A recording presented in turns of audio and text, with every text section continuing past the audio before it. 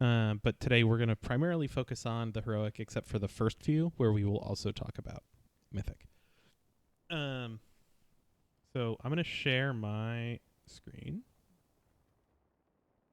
And if someone could just say something at some point. Check. Hello, Michael. Michael, check. No, just to let me know that you can see it. Oh, hey, hello. C check. Checking to see. Yeah, more like the optics. Well, C check. I am unfortunately a bat, so I have to use sonar to see if I can see. Hell yeah. All right, I'll give Okay. folks one more second to jump in, and then we'll go. So, all right, the clock starts Wait, now. is that Pornhub? Just kidding. Yeah, you got me. Um, okay, so right out the gate, Gnarlroot first boss is actually got a lot of cool stuff going on. The main mechanic are when the fight starts, he'll plant these little seeds, which are these like brown dots on the ground. If you hit the seed with any of the other ground mechanics, they turn into an ad. There will also be dormant treants that are around the room in like the dead space, but from what I can tell, they only spawn in this quadrant down here. So the main crux of it is going to be don't stand in the boss frontal and will intentionally be spawning ads at certain points in the fight. So the boss will mark will mark 4 people in the raid with star through triangle for a debuff called controlled burn. We've had some folks in the past who have mentioned that it hasn't been clear enough what their world marker is. So we have just a very giant, and we can make it gianter if folks want, icon that shows what you are. You get your world marker, or you get your player marker on you. You go near the world marker.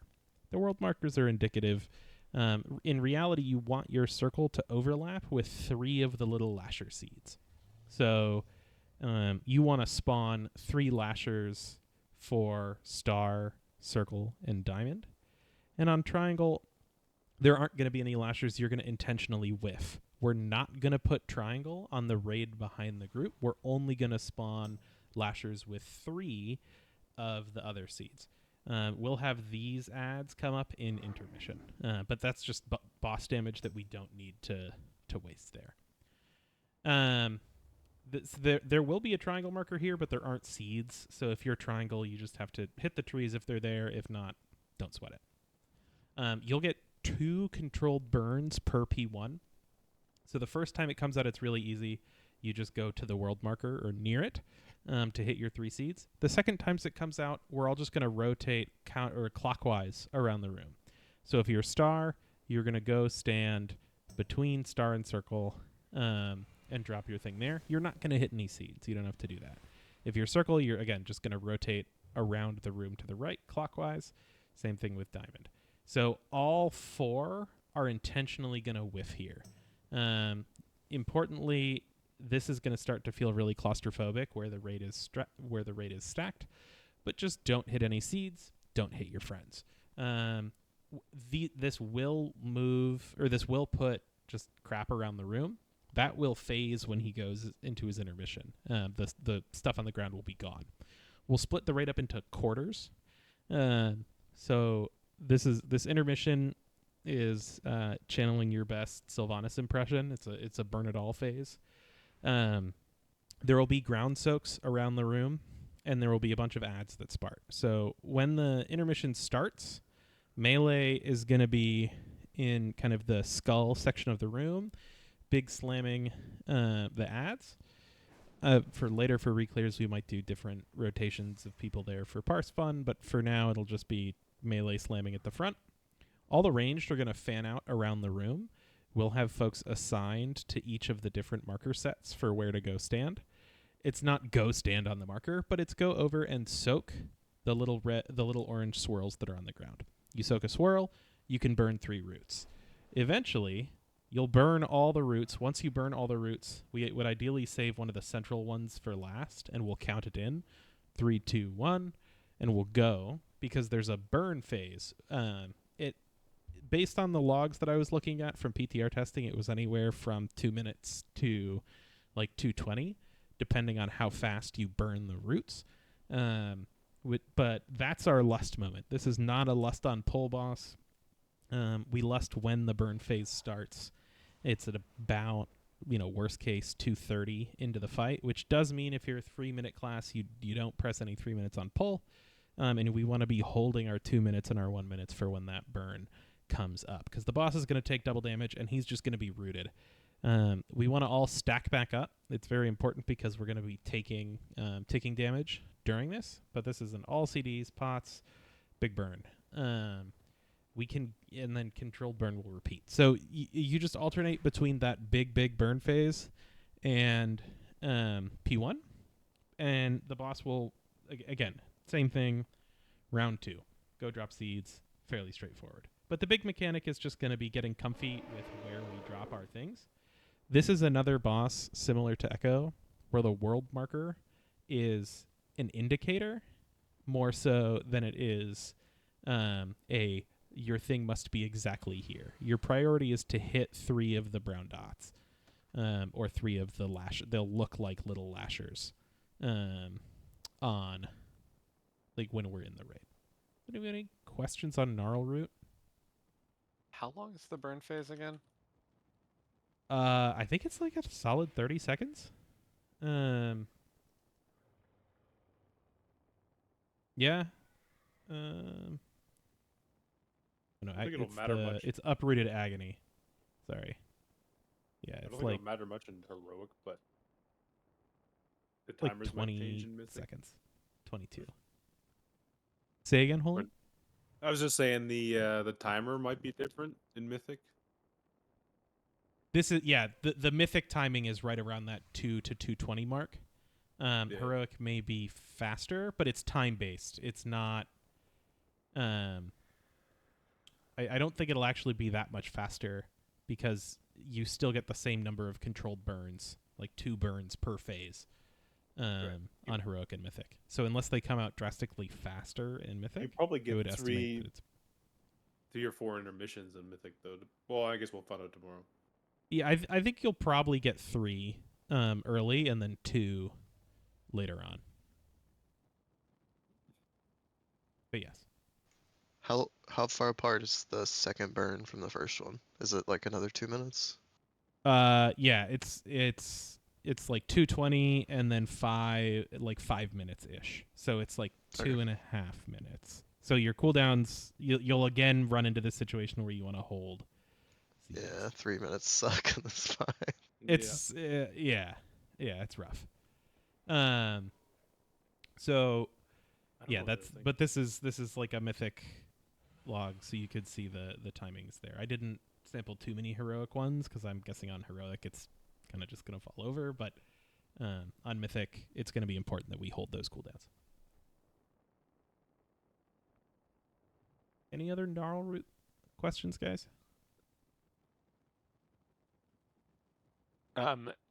So it looked like on heroic people were more or less clearing all the lashers before the intermission. But the raid plan suggests that we leave some up on heroic as well as mythic. Are we just doing that in preparation for mythic? Is that the idea? Yeah, I want to just get the movement down. Like it truly doesn't change anything about the fight. It doesn't make the intermission faster as long as we spread. Like as long as everyone goes to their slice during the burn, like we should be fine. You don't get more or less of the little ground soaks that let you burn roots based on how many lashers are up. It's just when this is happening, you have dead time to kill the ads.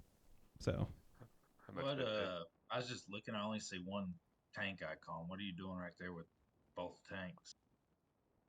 Oh, you'd both be over here. Sorry, for simplicity, in a lot of my raid plans, you'll just see one tank icon. The boss also has like a big frontal, so you guys would just need to manage through that. Okay, I was just making sure you didn't want to split, 1.5 or whatever you want to do. So no. From what I can understand, there's like you guys can just both be there slamming ads, and then one of you can peel out and like go help soak as needed. But we should have plenty of people to soak at that point. Okay. All right, let's keep moving here. Let's talk about Igira. Igira the Cruel. This is a Rashok style fight in that there's just a lot of shit to dodge.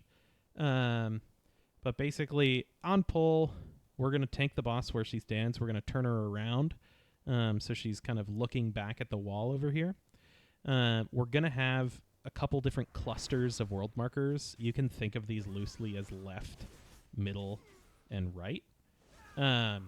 We'll have the raid, and this is going to be important later, we'll have the raid stacked behind the right markers.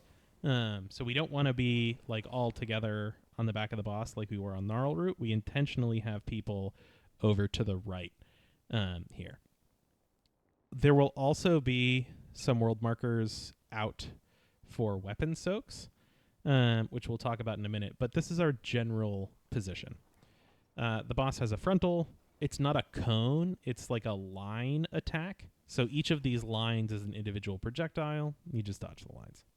The main mechanic of this fight is Blistering Spear, where you go, you're going to get a marker on your head. Again, same as before on Igira. When you get marked, it's going to tell you to go drop your spear at a given thing. You don't have to look at the little marker on your player. You just look at the big marker on your frames.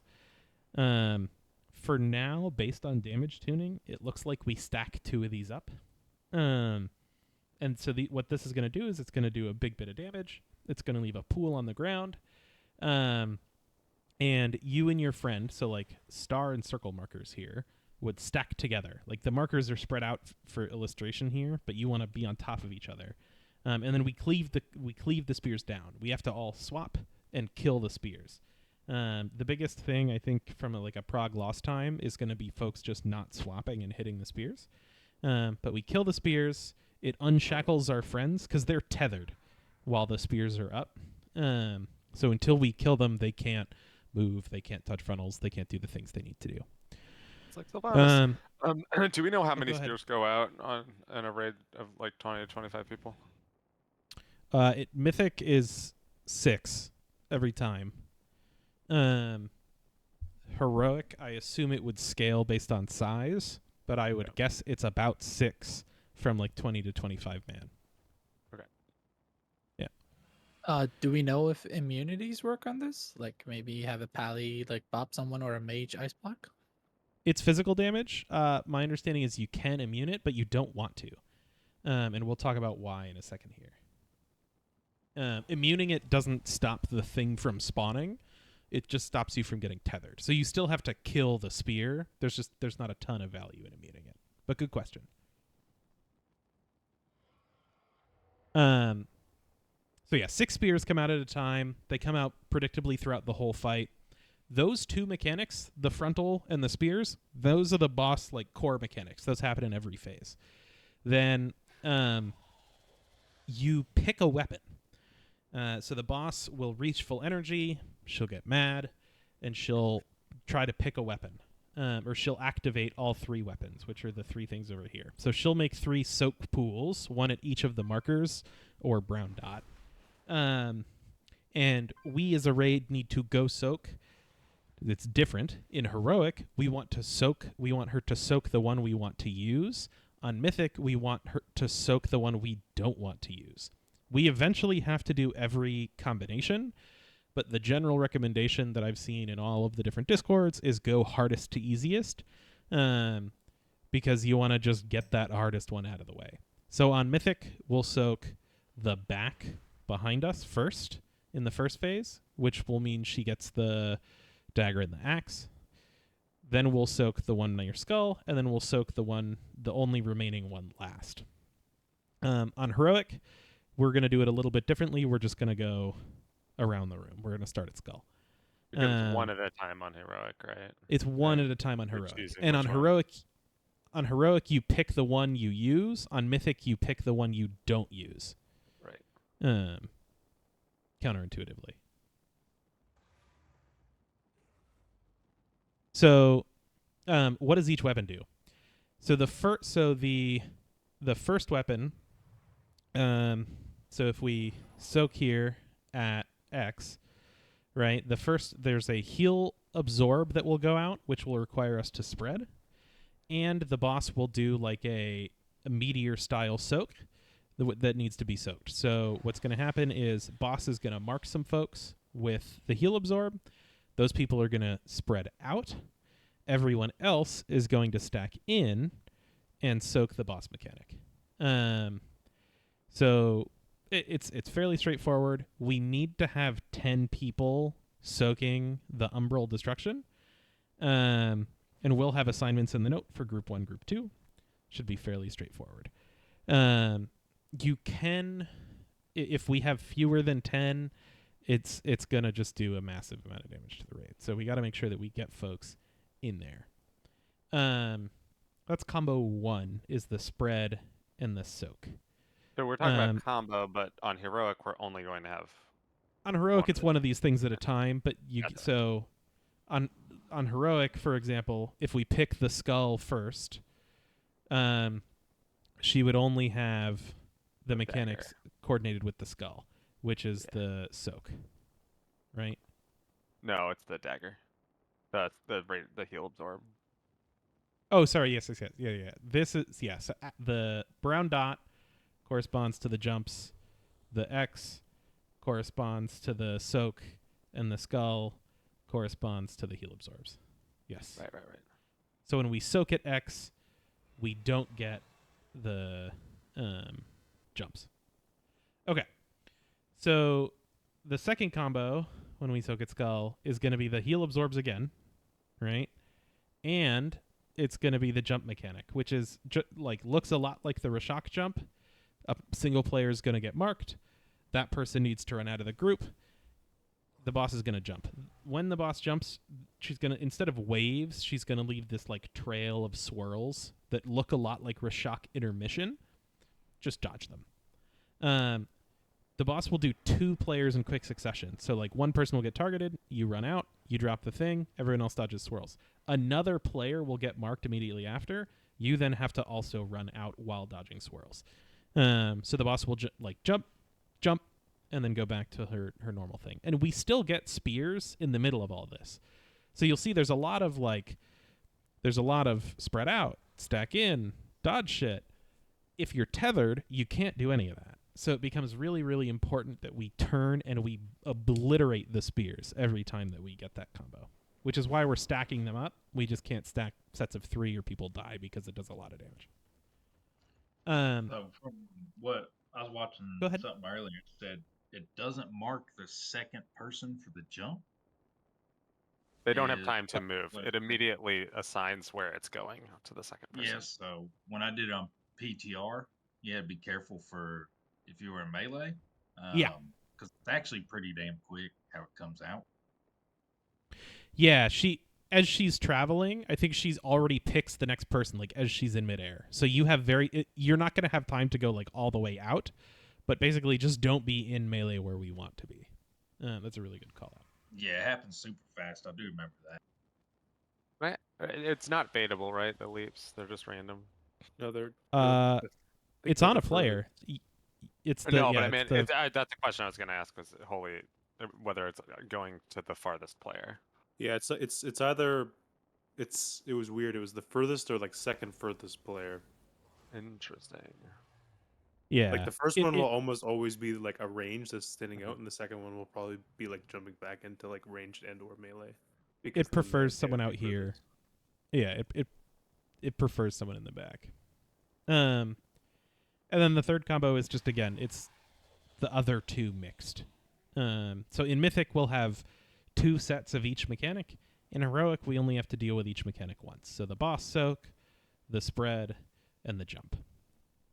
So it's just the combination of those things with the spear that gets spicy.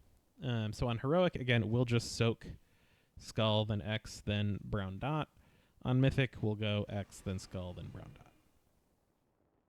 And just in case anybody is following along, the raid plans are in each of the boss's channels. Sorry, go ahead, Holly.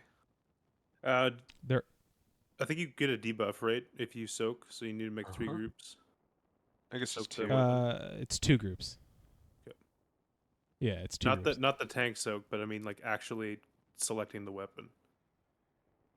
Oh, no. You only soak one of the 3 at a time. No, he was but saying I that think you get get a debuff from debuff alternate. if you soak it. Oh, Or the people who soak oh. it can't soak the next Uh, weapon. Not to. You're probably right. I just don't. Maybe I missed that. That's pretty minor though. That's like either 2 or 3 groups. Yeah, and it Oh looked yeah, like yeah. it- Okay, yes. Yeah. So we'll like group 1 will soak at X. Group 2. Yeah. I'm with you. Okay. That makes sense. Any other questions, comments, observations on Igira? especially interested in ranged perspectives. You're out there doing the Lord's work.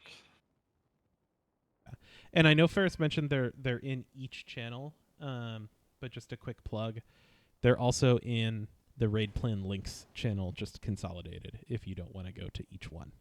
And just to be clear, the raid plan for this one is emphasizing mythic mechanics, which is because it's one of the first 2 bosses, and we're gonna do it on mythic pretty early. So just understand it's a little bit simpler on heroic.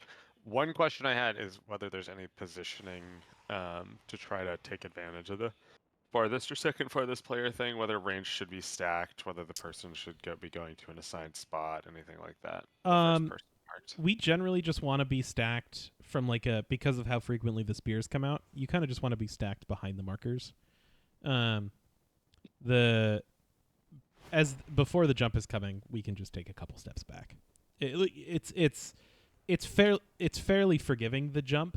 Dodging the circle itself is easy, and the little pools that it makes coming off of itself, like these guys, they have about the same timer from the VODs that I've seen of the Rashok intermission. So you have a couple of seconds to move, and they're not very big. So if you have no movement speed and you just press W, you will dodge it. Got it. I don't think we're going to have to do too much baiting. They nerfed a lot of the sizes of things on this fight because they realized it was the second boss and didn't need to be Rashok again. Alec, I saw you coming off mute. Are you anything you wanted to add? No, I'm just trying to figure out something that has nothing to do with this. Cool. Yeah. All right. So then, keeping us rolling, Volocross. This is the snack of the raid. Basically, we cut the raid in half. That's the main mechanic of the boss. Is we're gonna have 2 parts to the raid, and they're gonna be slowly move. So we're gonna split, and we're gonna eventually converge on set 4. So there's 4 big soaks that go out in the raid. It's called Hellboil during Flood of the Firelands. Basically, the boss will submerge and be unattackable, and there will be 2 big circles on the ground. We all have to stack into those circles. It'll knock you back. So if this is the circle, you want the raid to be positioned like in a direction that you can get knocked radially away. So if you're in the group that's going left, you want to be on the south side. If you're in the group that's going right, you want to be on the north side. But we'll have all that assigned in the note as far as just the split groups. You just need to be in the soak. It's fairly straightforward. And the boss does that. So once you split... Oh, no. Did I not have... I didn't have the fading on. Oh, when he no. swaps between tabs, it gets weird. Yeah, that's what I was trying to figure out. I thought that was on When my you end. swap between tabs, your frame is getting wobbly. Oh. Apologies. Is it okay now? It's fine now. It just is taking like 10 seconds to stabilize when you switch tabs. Oh, I will Like it's I a will Discord switch issue. less Yeah, it's just often. different. Are you capturing your window or the application? The screen. Because I'm going back and forth to like the game for some of the auras. Hot pickfully Minecraft. Hell Nice. yeah! Just All right, Discord? sorry. Discord is fun. So again, we just split sides, and we'll do that once we've split, we'll have 2 soaks individually per side. So there will be one at the number 2, one over where the number 3 is, and then we'll again have the raid converge for 4. And this boss just has a hard positional enrage based on when those when we run out of space. So this is a damage race, kind of Taros style in that regard. The other big mechanic is called Coiling Flames. The boss will put a big circle on people. It will slowly get smaller, so it'll start pretty big, like on this healer on this range DPS, and it will eventually get little, like on this melee. Just move to the side, so melee you're going to want to move left or right, and ranged and healers you're going to want to move back. The debuff is pretty long, but again, you do get progressively more space as it shrinks. You also take more damage as it shrinks, so if you're going to press a personal or a damage reduction cooldown, do it like halfway through the dot, because the back half hurts a lot more than the front half. Once it expires from you, it'll just jump to someone else. So for the whole fight, Coiling Flames is bouncing around. And when the raid does split, we'll have 2 per side. So at the start, we'll have 4 sets. And then when we split, when the boss comes back up, I was looking at a bunch of different logs, and it seems to always prefer to assign to 1 ranged and 1 melee in each split group. So you should only ever have 2 that you're juggling in that regard. I'm going to hit this real quick, but I'm not going to focus on it. On Mythic, when the debuff expires, once it shrinks all the way, we have a melee and a ranged soak pattern. So before it jumps, we have to converge on the people that the debuff just faded from and do a group soak. So throughout the fight, the rhythm is soak the big thing, move around the platform, and then as you go forward, you'll be stepping out if you get the debuff, and then soaking on Mythic once the debuff expires. The other big mechanic is the boss will put a big old tail up. It'll appear as a literal shadow on the platform. Dodge the tail. On Heroic and on Mythic, it also shoots out Rashok-style lava waves in sets of 3, like one at the back of the platform, one in the middle, one at the front. So just be careful if you're right next to the tail. There will be lava waves coming for you. Volocross is fairly straightforward. The added complexity comes from just managing the soaks on Mythic, but on Heroic, I think this is just going to be a kill boss before run out of space. Really does. It feels a lot like Taros. Taros. Yeah. Same concept. Taros plus Essence of Ashara. Plus the Carapace shadows with like the tentacles. Same vibe. Okay. I'm going to let the tab stabilize. Council. There's a lot of stuff on here. I'm not going to read all of this to you. I'll hit the important ones, though. So there's 3 bosses. Only Urktos needs to be tanked. The other 2 just kind of bounce around. They don't have an aggro table. They exist. Yeah, pause for just a second. Sorry. I feel like yeah. I want to have like a clicker question or something to make sure everybody's zoned in. I just want to flag where this is where we kind of cross the threshold from bosses that are like pretty simple, like one thing at a time bosses, to things where there's like a lot of shit happening at the same time. So Yeah. if you are tabbed out, like I sometimes have been in the past, and are paying half attention, now's the time to close that other tab and lock in here for the next few minutes. Thank you. Yeah, no, appreciate the plug there. Yeah, there's a lot going on for the next few. So Council, only Urktos has an aggro table, and it's basically the entire fight of Ursoc plus 2 more bosses. If anyone was around in Emerald Nightmare. So each boss has 3 mechanics, and it's a council fight, so they cancel each other out. So they have like an ultimate ability that they use, and we need to play around to stop it. And then the other ones either need to be soaked, or stood in or passed off. So the big one, the ultimate's just real quick. Urktos just does big raid damage. We need to stop him. Erwin does ticking damage and pulls everyone in. Does a stacking dot. We need to stop her. Pip will put a big damage absorb, not a heal absorb, but a damage absorb on you, and you need to intentionally take nature damage to break the damage absorb, break the shield effectively. This one is very much a personal responsibility. If you don't break your own shield, you will die. You get stunned for 15 whole seconds, and then you die. So it becomes a real attention grabber for your healers, so it's going to be super important that we tick that off. The way that we stop each of those abilities, so just moving from left to right, Urktos's ultimate, he just stands and channels it. Some people will be ducks. We'll talk about ducks more in a minute. If you're a duck, you go stand on Urktos and you turn him into a duck. That's the simplicity there. For Erwin, the boss, the Urktos, the tankable boss, will do a charge. If he charges through Erwin, it stops her ult. So some of his charges line up with her ults, but there are charges that have nothing to do with her ults. Pip, again, that one's all personal responsibility. He will just cast the song. So you need to individually go take damage from the poison flowers that are on the ground. More about those in a second.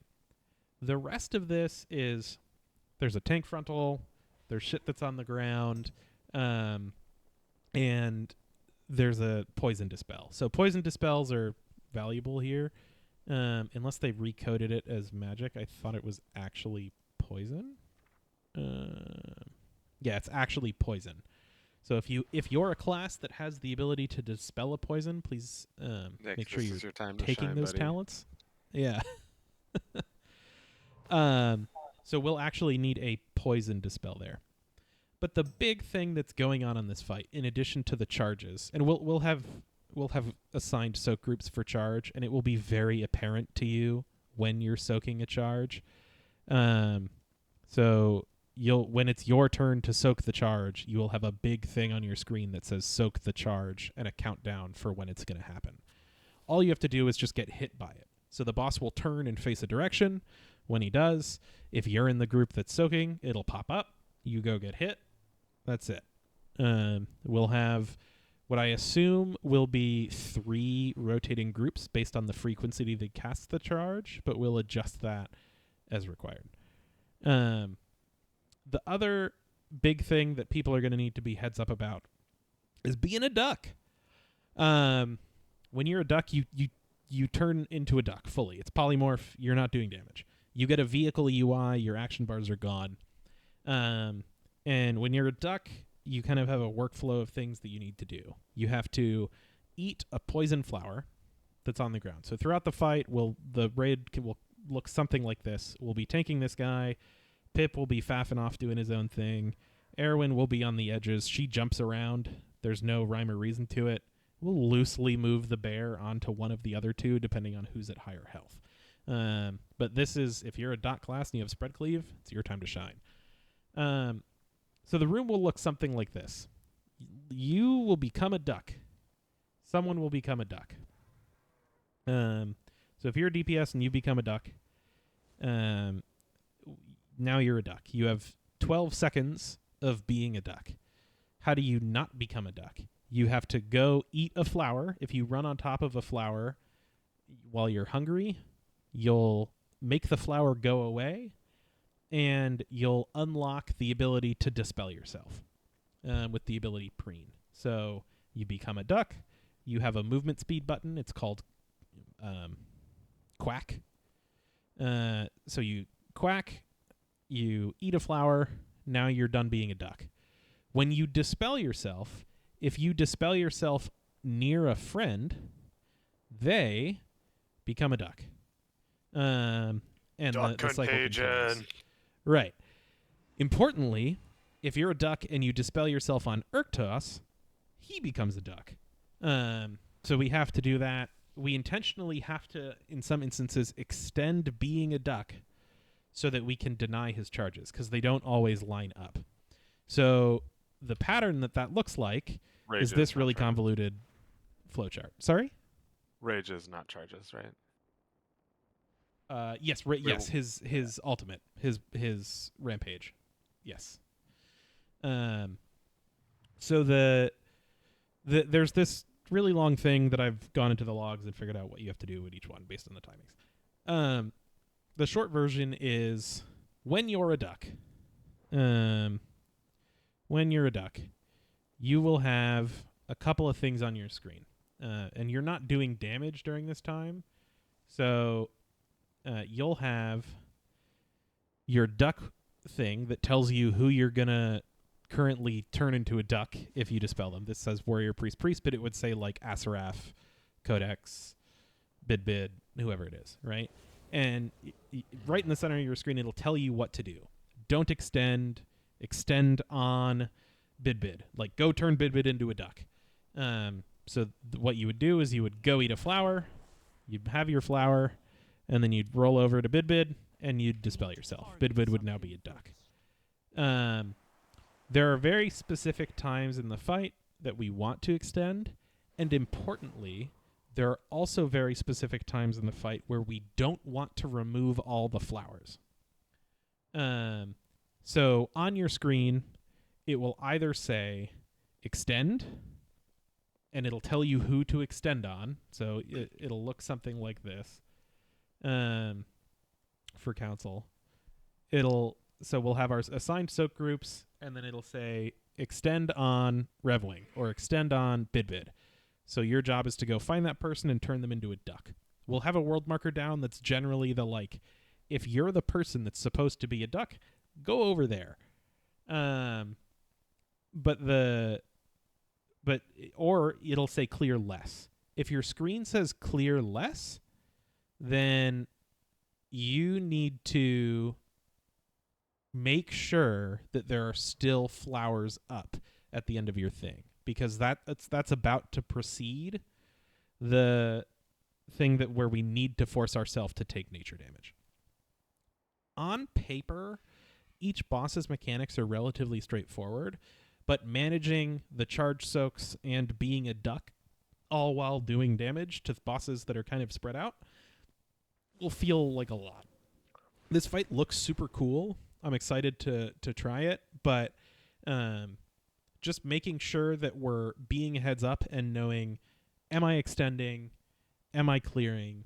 What am I doing when I'm a duck is going to be way more impactful than you think. And I mentioned, last thing I'll say on council before we move on, the duck form only lasts for 12 seconds. So let's say you're in this first extend group, right? So if you become a duck at 36 seconds into the fight, the first rampage is at 56 seconds into the fight. 56? Yeah, 56. So you have 12 seconds of time. That'll take you to 48. And then you want to dispel yourself as close to the end of that 48 as you can.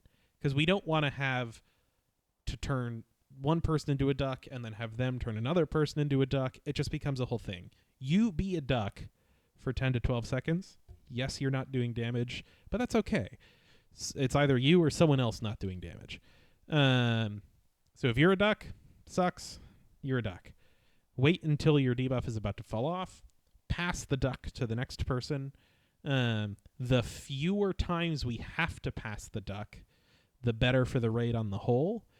And we manage that by staying close to that full duration. So it's not run super fast, eat, go find my friend, dispel myself. It's go eat again, move to the spot, check that they're there, dispel yourself. Like it's a calm activity being a duck. It's not supposed to be a immediately go fix the thing when we have to extend. So whenever you become a duck, in the very center of your screen, it'll tell you, don't extend, go clear, whatever you need to do. And just trust the weak aura, trust the callouts. Okay? So I got one thing. I did it on Yeah. PTR. Okay. And when he charges, you kind of got to tank Yes. him close to Airwind because when he charges, he will stop short. If you're He not has a kinda max close. distance. Yes.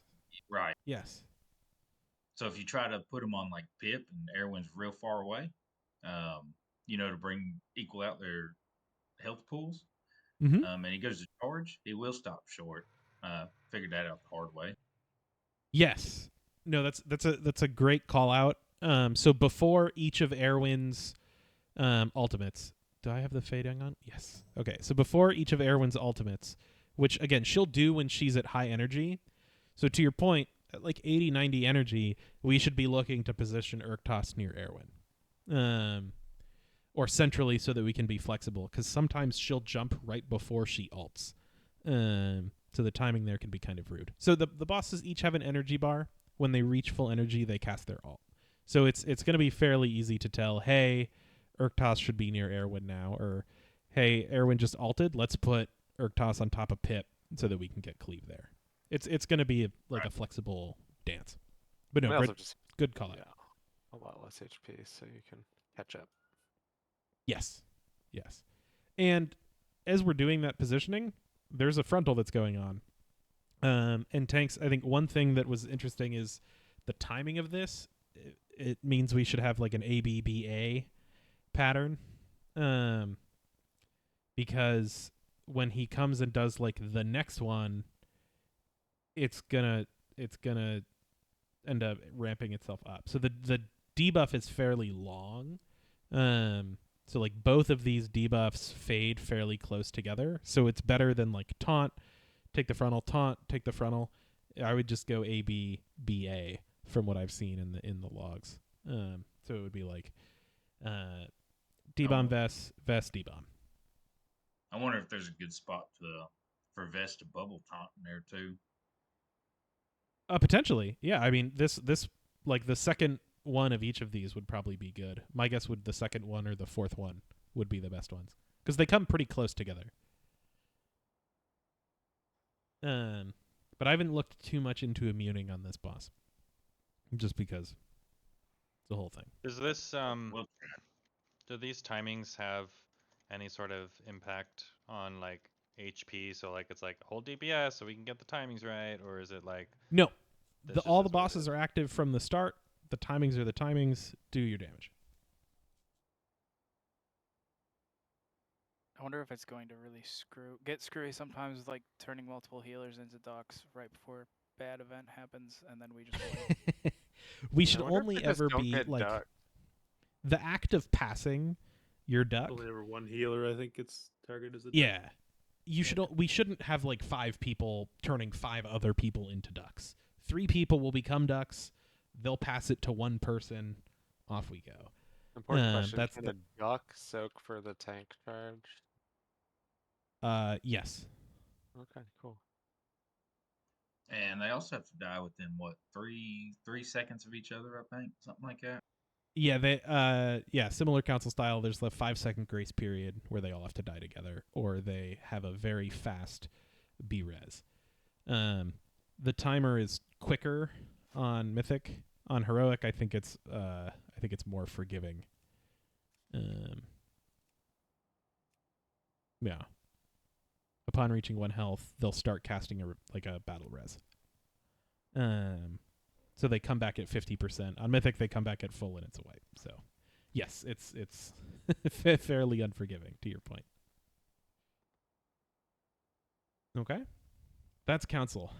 Any other council questions before we keep rolling here? All right. I'm going to hit some of these guys a little bit quicker just because we're not going to talk as much about the mythic mechanics for these guys.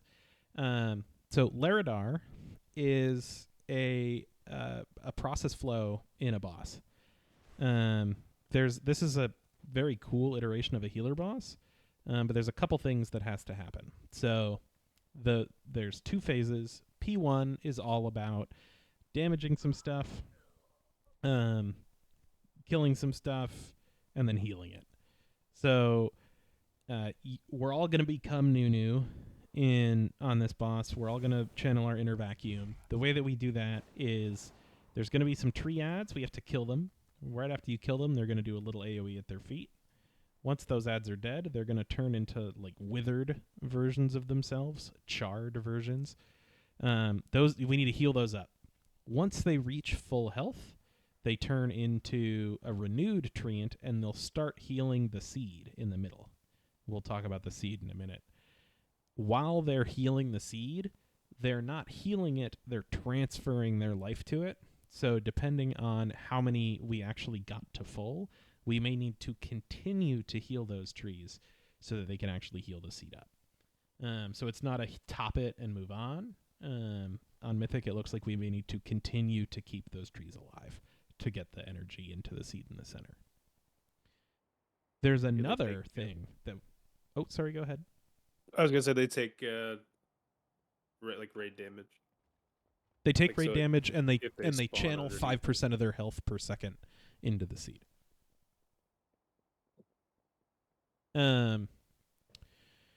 So it becomes important that we don't put the charge on them, things like that. We'll come to that in a minute. The other thing that has a healing life cycle are vines, like Cenarius style vines. The vines will fixate someone and they'll chase them. Don't get hit. We'll have to use the trees to heal the seed. Then we have to use the seed to cleanse the vines. Because at the start, they're unattackable. So we cleanse the vines. Now they're attackable. We attack the vines. We kill the vines. We ideally kill the vines near the boss. And then we heal the vines that are now withered vines or charred vines. And they turn into a big old tree. And that big old tree lets us not die when the boss reaches full energy to go into P2. So P1 is basically damage the boss, kill the ads, healers heal the ads, DPS dodge the vines. Once the thing is healed in the middle, cleanse the vines, kill the vines, then we heal the vines up. So healers have a whole life cycle of things that they're going to need to do here. And on top of all of that, the boss is going to charge. Also, worth noting, the boss room on this raid plan is massive. For whatever reason, there's only this one version of the boss room. But the actual playable area is just like this circle in the middle. The rest of this stuff is all fire. So it's just the center here. Nice. Huh? I said nice. Yeah.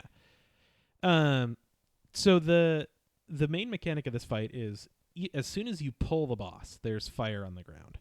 And the boss will slowly add more fire when he does different things. But the big thing is we'll make 3-person teams on Mythic. I think on lower difficulties you can do it with fewer people. But you'll basically just go breathe life energy and it'll dispel the fire. So if there was fire all over here, you're going to make a chain of people. This person breathes. No more fire in this space. So we're cleaning up the room as we heal the thing. In parallel, one other thing on Mythic, we actually want to be standing close to the fire at all times. If you're far from the fire, you'll end up spawning more fire. So stand near old fire, good. Stand near no fire, you'll create fire. So don't do that. The other big thing in P1 is the boss has a charge. So he'll charge the active tank right before a swap needs to happen. So that tank just needs to run far away. It does drop off damage to the raid. It also drops fire on the ground in the path of his charge. So after this charge, this whole area here would be covered in fire. So we want to keep the boss on the edge of the room and have him charge across old fire, importantly, and not through the middle. So we want to kind of charge him from spot to spot around the room. And I think Ferris or Holy mentioned it. We don't want to put the charge if all of our trees are over here. We should probably charge this way instead of this way, depending on where the trees are. So we just have to be kind of heads up because they also take raid We already talked about the roots. Not going to drain that. There's an intermission before the boss phases where he'll suck everyone in. Think Dethea. It's like a vacuum mechanic, but a little bit less strong. If you touch him, you die. So don't do that. You should just be able to walk away. We'll have movement of cooldowns assigned, but just don't get too close. And that even for tanks and things, like just don't touch him. You can still damage him in this phase, but you just have to do your rotation on the run. In P2, there's going to be Magmarax style small soaks. And there's a tanking mechanic here where the tanks will take a big hit of damage, and then they'll be unhealable. We'll have to do Hungering Destroyer like siphons. So the non-active tank will want to go stack on melee to suck their health up. And the ranged players are going to be looking out for all of these small swirls, like on Magmarax or like on Rashok. And then the last thing that happens in P2 is the boss will summon a lot of ads that walk in from like the desolate parts of the room. We want to kill them as they're walking in. They're CCable, slowable, all that fun. But we don't want to necessarily grip them all in because as they're walking, they create fire. So as we're moving in, there will be more and more fire on the room, so we eventually run out of space. So we want to Melee. Also note that the trees walking in have aggro tables, and if you Oh, get yeah, them, they do. they will kill you. Oh, yeah. Kill you dead. You should let a tank pick them up. Correct, yeah. So just be wary. They're fairly slow moving, so we do have time to kill them, but we shouldn't ignore them. That's no good. And then the other thing is someone will get targeted with a heal absorb. In this case, like the dark brown circle here. If you have the heal absorb, you need to move out, and then we need to quickly heal off that absorb. If it's not healed off, everyone who's in your circle, I think, gets stunned for a very long period of time. So this last phase is just a kill it before you run out of room, either from the charges or from the trees walking in. But again, I think the hardest part of this fight is going to be getting used to the tree workflow and then clearing the fire on the ground using the tree. Like, getting used to that will be tricky. On Mythic, each threesome can only interact with the middle once. I think on Heroic, we can just have multiple folks do it as long as the seed is alive. So I only got one question. When he does Please. the tank charge, do you want to keep him where he charges to, or do you want us to pull him back where he was? As of now, my working assumption is once he charges, the raid will shift, because there will be a lot of fire over here, and we'll have the trees healed up, so they should be moving into the middle at that point. Okay, that's the only thing. So my assumption is we would work our way slowly around the room here.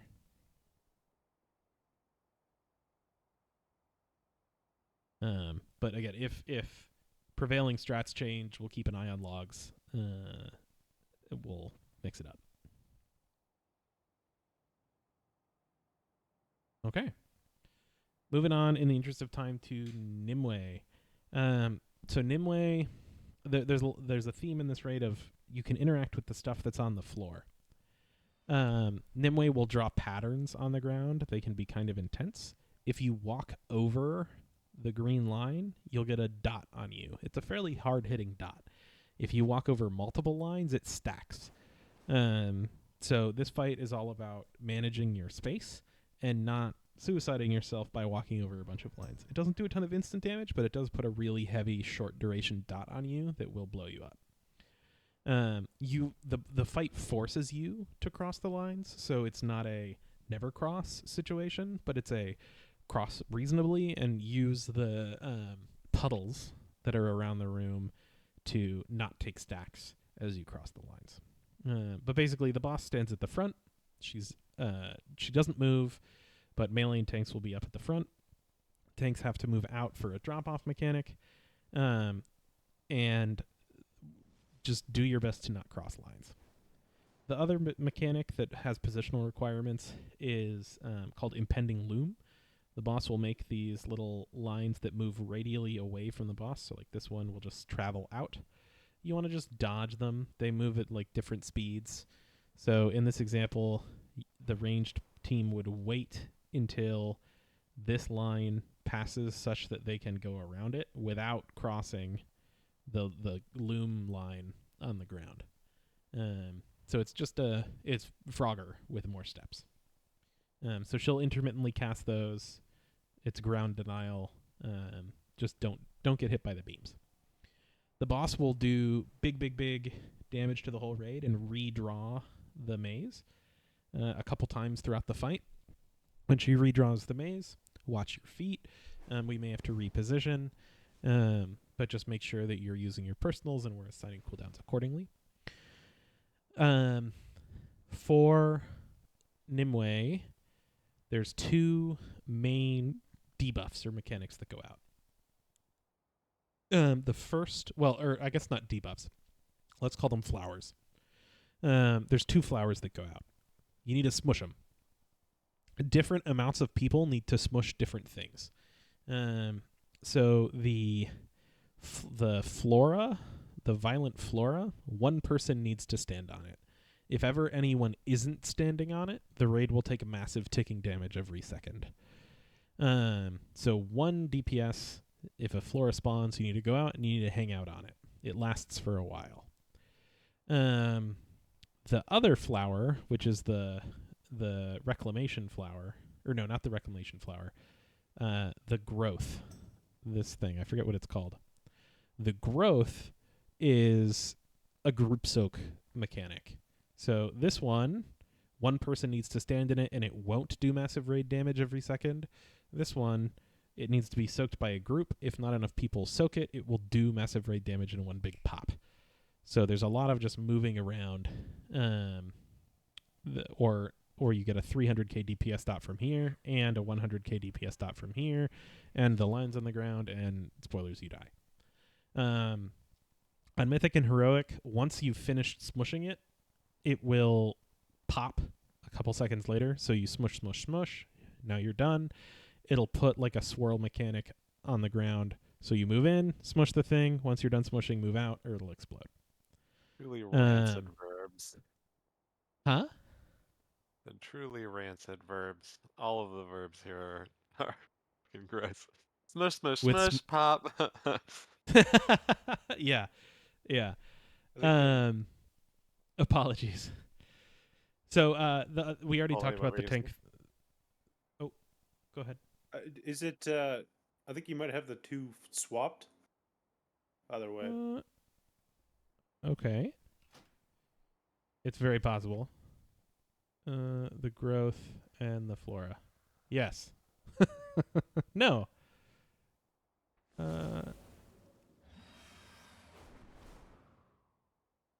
No. Or maybe I'm looking at the wrong thing. I have the icons swapped, not the mechanics. I have the icons swapped. But yes, Gotcha. we have a group soak and a single person soak. Okay. We already talked about the tank mechanic. When the tank goes, say, to the right side, the raid should shimmy to the left because the dropout damage is actually pretty big. The last thing is called Threads of Life. This is a big needle will target you. You have to make the needle cross a line on the ground before it hits you, or we all die. So if you get a needle targeting you, you cross the pattern, and you make sure that it crosses the pattern before it impacts, or it does way more damage. Needle can I think pass it's through called other people without doing damage, right? Yes, it should be able to travel fine. It's just before it hits you, it needs to cross the thing. Is my understanding. Yeah. There's also an intermission where the boss will become unattackable. We'll cut the room in half. We'll have a left group and a right group. There's an ad with a frontal. The matrix will be on the ground, so we need to move from the boss to the ad in a way that doesn't cross a billion lines. And then we just kill the two ads. Sorry, was there a comment? No. Okay. On Mythic, and I'm going to hit this real quick, there's a third ad in the middle who will also need to hit and do and interact with a couple of different ways.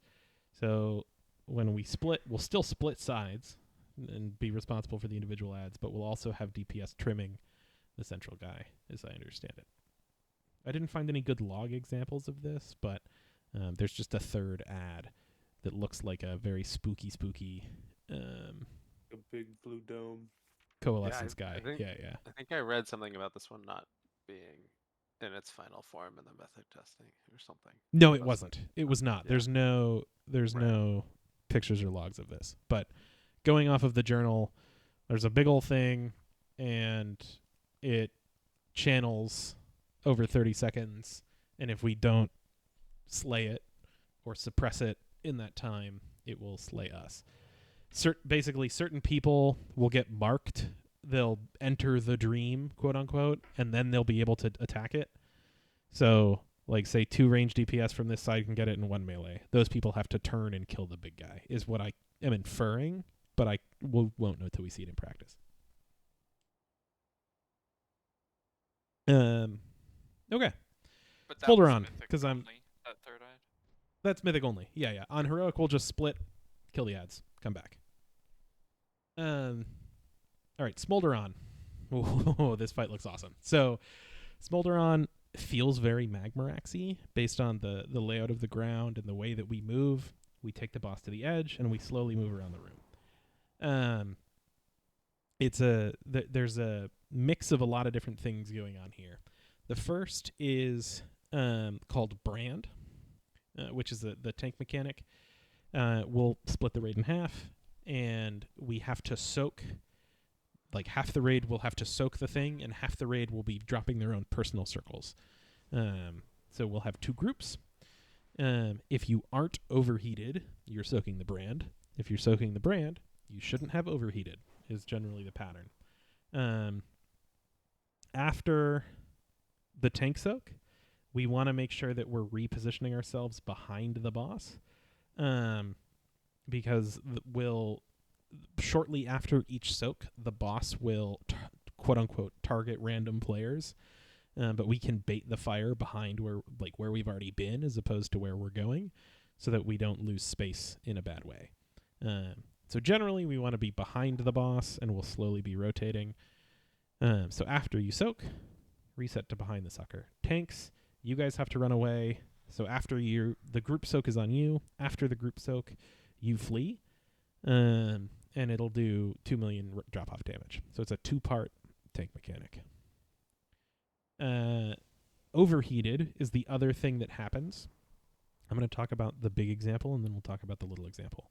You'll get a pattern on you so you'll get a little swirl. When the swirl expires, you'll unleash lava tornadoes. The lava tornadoes are basically a one-shot on all difficulties from what I can see. They hurt like hell, and they do a little knock-up. Think Rashok waves with our progression health. Getting hit on top of the other damage was just deadly. The pattern is always the same. The pattern looks like...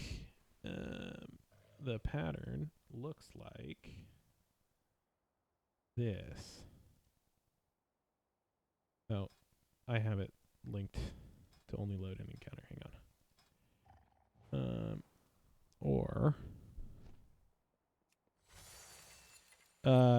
Looks like a duck. Does the pattern look like this a duck? looks like a duck. It shouldn't look like a duck. I have look like duck up. Basically, if you tilt your camera down, there will be I don't want to brick it. Buff, and instead of this, it will do 381 748. Boom. So that should just Troubleshooting? We're troubleshooting. Trouble is shot.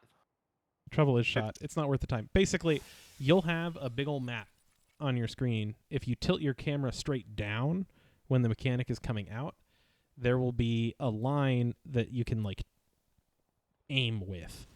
So you want to aim your line such that you're not putting your line through our safety wedge. So when overheated comes out, the tanks and the rest of the raid who isn't overheated will move towards the center of the room. My overheated people are going to spread out along the rim.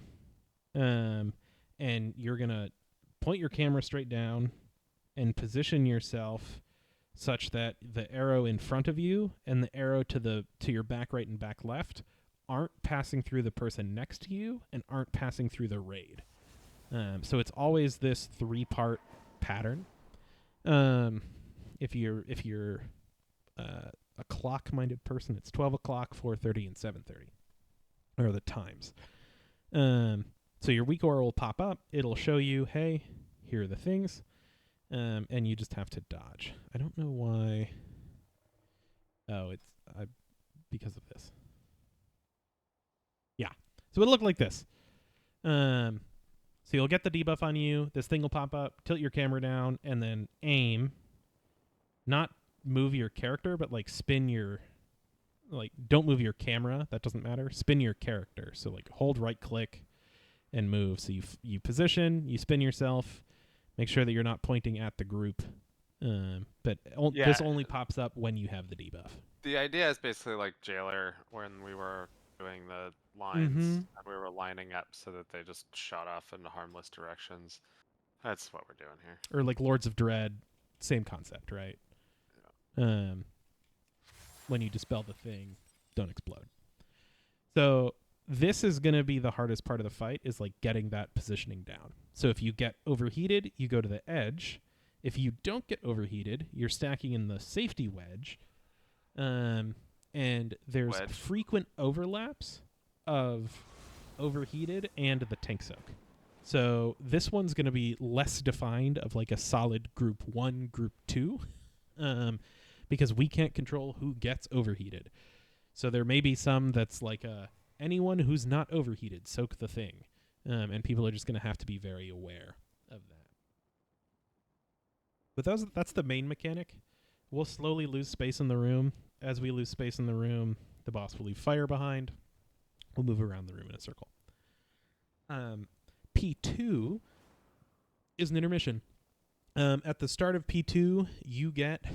you spawn some balls. You'll spawn 5 balls around you. Each ball increases your damage by 20% and your healing by 10. It's not like other collect mechanics where when you pick up the last one, that snapshots your duration. The minute you touch your first ball, the clock starts. So you want to get your balls as fast as possible and do your 100% increased damage to the boss. If you miss a ball and the boss eats your ball, he permanently gains 5% damage. And we'll be going back and forth between P1 and P2 a lot. So if we miss balls repeatedly, we'll be taking a lot more damage throughout the fight. So you eat your balls, and you're burning the boss. While this is going on, these terrifyingly brightly colored concentric circles will... he'll turn some of them into fire. So like... the inner ring will be safe, but these 3 rings will be fire. And you just have to dodge. So he'll do a pattern like inner, outer, right? Or like middle 2, rest is fire. It's just move to the safe wedge or the safe concentric circle. There will always be 2 safe spots. And there's a very small safe spot immediately under the raid or immediately under the boss in some instances. So it's just grab your balls and don't be in the fire parts. We'll aim to have a gateway for my Warlock players. We'll aim to have a gateway going from like the middle-ish to the outermost layer, or like the distance between the 2 outermost layers, and we'll have to replace that at the start of each intermission because we'll be rotating slowly around the room. I'm not sure if Cammy was here, but we'll bump him in his channel as well. I wanted to touch base super quick. Holly, do you have thoughts on the meteor stoke AoE heal? So there's like a heal absorb that we drop swirlies whenever we heal it off. Are we going to like try to assign thoughts on whether we should try to assign like big AoE healing. The only reason I ask is that I play a stupid class and I'm sitting here like thinking about ways that I could heal all of those people at once and feeling like I'm just not allowed to press healing buttons for that period of time. And I want you to tell me that there's some solution. Yeah, I'm pretty sure you just heal. Thanks, dude. No, But no, I think we no, want those people to stack, right? We or want them to be close together. Yeah, we so like we talked about, you soak the tank mechanic, you move Mhm. behind the boss is Mhm. like ideally where we want those people to go. So it should be the overheat lines come out, the soak happens, and then now after the soak some people have a heal absorb. Those people stay together behind the boss. And we would ideally just not heal them early. Like I think Holy's right. It seems like it's a just go for healing type mechanic, and we want those people to just not use big and I know I say this a lot. Don't use big movement. Don't blink. Don't fell rush. Don't leap. Just walk out of the puddles that spawn behind you. There's a 3-second fuse on your debuff. Your heal absorb gets healed off, and the thing explodes. Because it's kind of a just heal forehead moment, and we're not all going to be healing them all off evenly. So we don't want someone, like, if there's 5 people together, person 1 gets healed off, the whole group moves back to the boss, person 2 gets healed off, now there's shit under the boss. We just want to group up and slowly move out of the explosions as they spawn and give your healers a chance to top you. Got it. Okay. Yeah, I have a feeling about how it's like that would probably be like perfect on paper, but it's probably going to be like a slow line of circles that just spawn as people are running. Which is up. fine. Yeah, at they least don't, on because they Heroic. don't I think leave on Mythic we'll permanent. probably- They don't Yeah. leave permanent fire on the ground. They just do an explosion. on Mythic, I think we'll like just have a button sequence ready to go that fucking blasts It's those the- people Yeah. up. Yeah, I'm just And it's thinking not. of. It's not. It's like a full health bar worth of heal absorb. It's not like 4 health bars. It's like You 800 can tell K who on it's Mythic. going to be because it's going to be the people without the overheated debuff. Yes. Yes. Like if you Yeah, on wanted to, heroic like, it's like 700 K. pre-holy So shock still people or about. something. Sorry.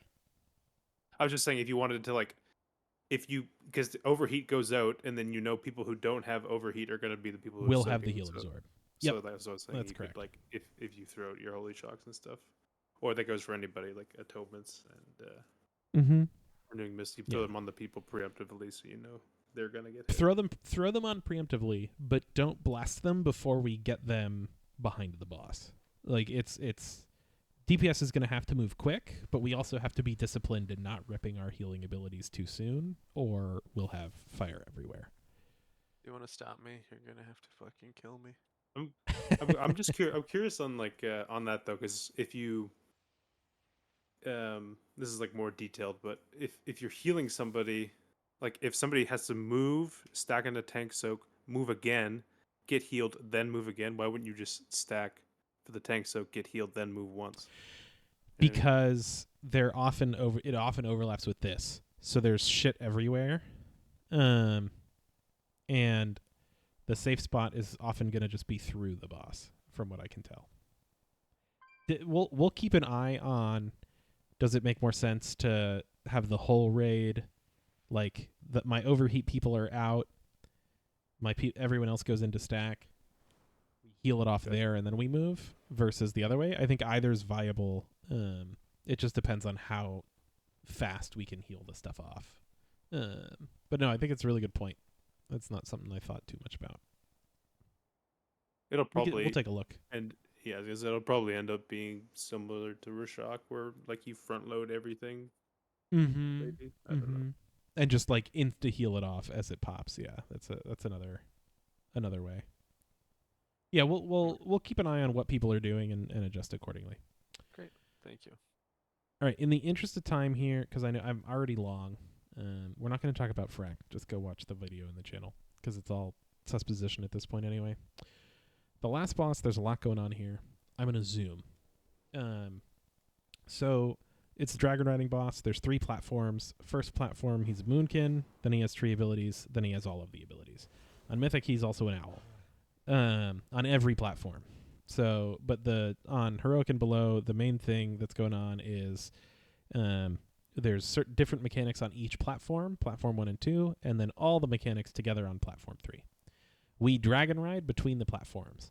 While dragon riding, there's going to be good swirlies and bad swirlies, or good balls and bad balls. The good balls give the whole raid 5% more damage as we collect them, so we want to collect as a group all the good balls as we move from platform to platform. If we get hit by a bad ball, it does big damage to everyone near the person that got hit by a bad ball, and it removes 3 vigor. So good balls give you vigor and create a speed thing. Bad balls take vigor away. If you're not super confident at dragon riding, just don't hit the bad balls. It's fairly straightforward. There's only 2 dragon riding phases. On Mythic, there will be much more frequent dragon riding, but we're not going to talk too much about that here. Okay. Phase 1. So this is... He's a boomkin. We have boomkin mechanics. Couple things are happening. So 1, we'll generally tank the boss in the middle on platforms 1 and 2. Platform 3, we'll kind of work our way around the edge. The 3 mechanics that go on is the boss will make a mushroom. The tanks need to soak the mushroom. He'll mark players with falling star. Those people just need to move out of our loose stack of the group. The boss will also spawn vines around players. So we don't want like a shadow priest or a hunter in Africa over here. We want everyone kind of loosely spread near each other. Hey, no. Because when the vines spawn, we have to kill them, just like the spears on Igira. The kicker is you can use root breaks to get out of the vines, which is fine on Heroic. Use your root breaks. Press disengage, spirit walk, tiger's lust, freedom, doesn't matter. On Mythic, don't do that. You will die. You won't die, but you'll spawn a very big ad that will immediately melee you and you'll die. So don't use root breaks on Mythic. On Heroic, slam those root breaks. It's okay if like 2 DPS are stacked for that, but if there's 3 of you, you'll just outright die. So you want to be like loosely spread, but if you happen to stack with another person, it's not the end of the world. On Heroic, there's only 1 mushroom, so the active tank will go out, soak the mushroom, move on. On Mythic, the debuffs last a lot less time, and he'll spawn 9 total mushrooms, and so you have like an AB pattern, but like one person starts green, one person starts red. We may use immunes depending on prevailing strat, but just know that on Heroic, there's 1 mushroom with a very long debuff, and he'll always spawn 4 per phase. On Mythic, he'll spawn 20 or 36 mushrooms per phase, and they do a shit ton of damage. So that's fun. The other thing that's going on during this phase is called Fiery Growth. 3 people will get marked. It's a dispellable mechanic, and when you get dispelled, you'll leave behind fire. It's permanent fire. So on the first 2 platforms, we'll just tank the boss in the middle. If you get the debuff, move out. Call for we'll do a call for dispels. Then you move back in. On Mythic, we can't just rip all 3 dispels at once. There's a 3-second vulnerability window when you dispel that you take more damage from the dispel. So we'll have to do 1, wait a 3 count, 2, wait a 3 count, 3. Just worth noting. But on the early platforms, you just move out, drop your fire. We'll start at the edge of the room and we'll work our way in. We don't spend a ton of time on these early platforms, so we don't have to optimize. The other thing that happens is the boss will make a big, like 3 big solar flare type mechanics that will radiate the similar fire tornadoes to the previous boss out. It's They like will Rashok fuck your dodges. world. They murder you bigly. Don't get hit by them. They're fairly slow moving. Just take your time and dodge. Unlike Rashok, though, it's not cumulative. It's always just 3.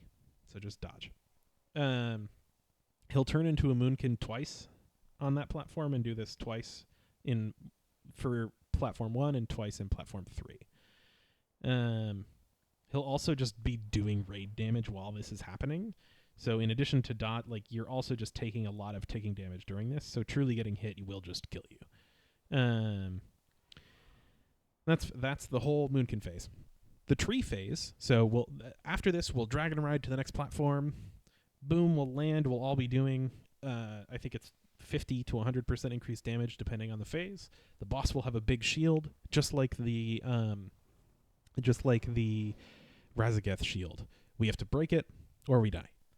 So we use our increased damage to break the shield. The faster we break the shield, the more of that increased damage we get to put directly into the boss's health pool.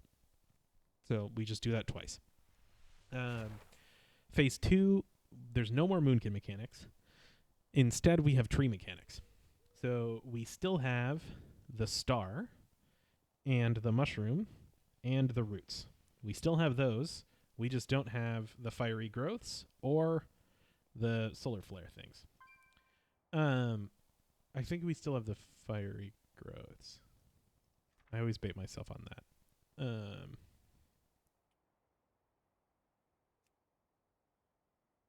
Where is he? Oh, that's the intermission. Yeah, okay, he still has fiery growth. Ignore me. It's just the sunfire that we don't have. So we don't have the dodges. So we'll still be running out, dropping fire, doing everything else.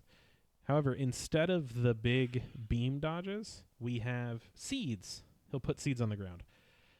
We have to stomp on the seeds. If we don't stomp on the seeds, they turn into a big tree that kills us. So we need to soak them. Once you soak them, you get a debuff on you, which means you can't soak them again. So like, this person can't soak this and this unless they pop turtle and zoom and soak a bunch of them. And this person can't soak this and this unless they bubble or cloak or something else. One quick correction. I think that it's like as a baseline on, especially on heroic, you'll be able to soak like 2, 3, or 4. Like you just can't keep soaking after that because each one you get like 100% vulnerability, and the first one doesn't hit for very much, but the second one hits for 2x, not very much, and then obviously scales beyond that. Immunes are super good. Hunters, you're going to be turbo valuable. Yeah, to your point, it's like 70k.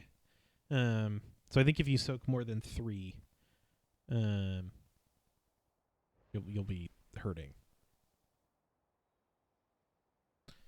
But yeah, so again, my assumption is that on Mythic this will be like a 1 and you're done type thing. I think on Heroic you'll be able to do more. In P2 we'll still just keep the boss in the middle. It doesn't matter. And then P2 is otherwise it's the same. We in phase 3 though, he does both. He does both the tree mechanics and the boomkin mechanics, and he'll like swap between them back to back. So we take the fire out. On P3 we don't take in the middle. We tank on the edge. So we'll move to the edge and we'll move around the room like we did on Smolderon. The dispel mechanics will go behind us and we'll slowly rotate around the room. We have to be careful, tanks, not to tank him too close to the edge of the room because he can spawn seeds when he's in tree form off the platform. So he has to be like not, my understanding is not outside of the big ground line. If he's outside of that, he can spawn unsoakable seeds.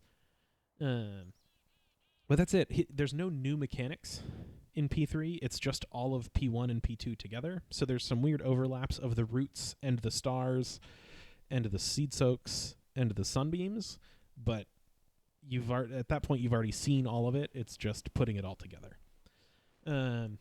Quick plug for Mythic, and then I'm going to open it up for any other questions, is he'll also turn into owl form, I think twice per platform on Mythic. When he turns into an owl, he'll make 2 feathers, and he'll spawn 2 bombs. If the bombs land, they do 4 million damage to the raid. Don't let them land.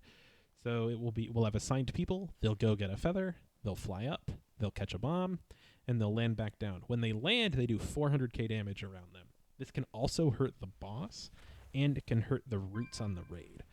So the timing of this is good. You generally, from what I can tell and from what I've been reading, you want to land on the raid because it just breaks the roots and it saves raid damage. You may not always want to land on the raid. We'll keep an eye on that because this is Mythic only. But you generally do because it maximizes your damage on the boss. And this is a damage check. He will just cast Supernova late into P3 and he'll slay you. Well, that's it. That's As well, who Tindral. should? So I know this was longer. I thought I could zoom, but I did not zoom efficiently enough. Does anyone have any specific questions or comments on any of the bosses here, or like general strat and approach? This might sound very stupid. I'm new here. No. I'm not really familiar with most of the stuff. So the weak order that you created, Mm-hmm. where can I get So, great question, Bid. So the Synapse Amirdrassil Weak Aura pack, which has all the stuff in it. It also has some of the useful utilities that we use as a raid, like a mass dispel bar, buff requirements, and our interrupt tracker. We have a lot of different things. All of that is available in this window going infinite. No, it's all available in the Amirdrassil channel. Is that the one you kept updating and you said, hey, update it, Yes. import this? Oh, okay, I have that. Yes. I was just making sure if it's not something different. No, it's the same one. I will aim to update it less frequently in future weeks. I was just doing a fair bit of customizing on PTR. But yes, just always make sure you have the latest one there. That'll have our kick aura in it. It has everything. The only other thing that we ask folks to have is our prompter weak aura. But Holy, keep me honest. Oh yeah, we should is change there? Yes. Are we back to K's? Yeah, it seems that way. It seems that the person who makes the prompter from the sheet is recommending you use Ks. So I think Okay. liquid reminders should work, but as far as I know, they won't directly be supporting it. So Got if it. you Okay. want to switch, go to Ks, and that's Got what it. I'll be doing. Holy, do you mind just I'll make a bumping the link for that for folks in the Amirdrassil channel? Yep. Then we should be good. But no, not a dumb question. The one other aura we encourage folks to get is the Wago DF Raid 3. So we have our weak aura pack, which is the Synapse one, and then we have the just standard DF Raid one. This has all the reminder icons in it. But for anything that we're using custom or things like that, it'll always be in the Synapse Amirdrassil pack. Okay?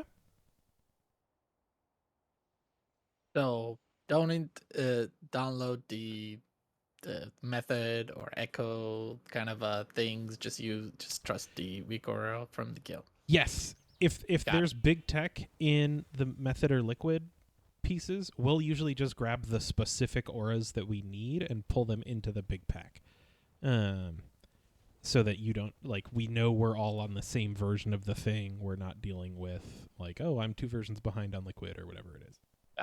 And if you see some like super valuable thing that you think would be super helpful, to Suggest have, it. Yeah, you yeah, can yeah. Drop it in your channel. And we'll... You're welcome to use other stuff, but a lot of those super fancy weak auras are driven by notes and things. And for the stuff that I've prepped, it's going to be driven by our notes. Like we already have the specific prompt text in there for a lot of that stuff. So just be aware that there may be some conflict. But everything is our keywords, so it shouldn't override, but I can't guarantee you that their stuff will work with what we're doing.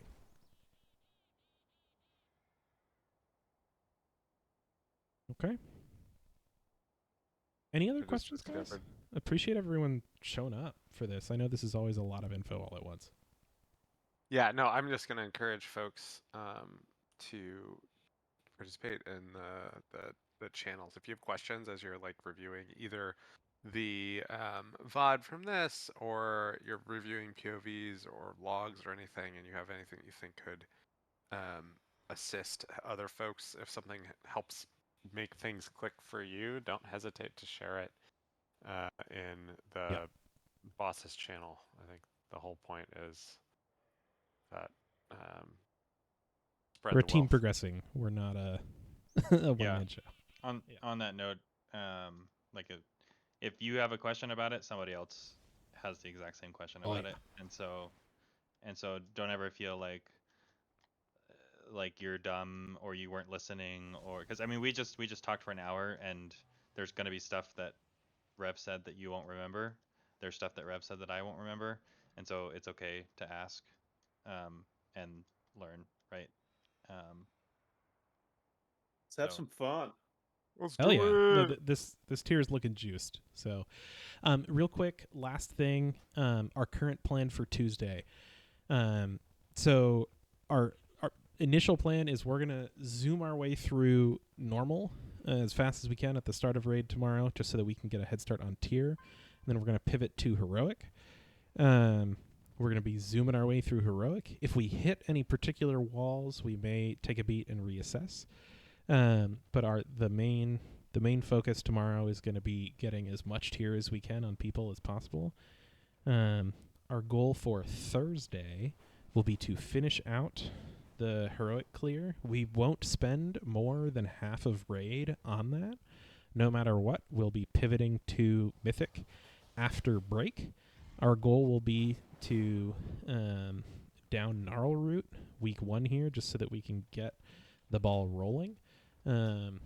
It shouldn't mess with any of your vaults for things like tier. It should still be. My understanding is 257 or 357, even in the new raid. So we shouldn't be tanking slots, but our goal will be to drop Gnarlroot. If damage is wild, or for whatever reason we're behind on our DPS, we may reassess, but that is our current plan, just so folks are in the loop. Oh yeah. Well, that's all I had. Appreciate everyone coming to my TED Talk.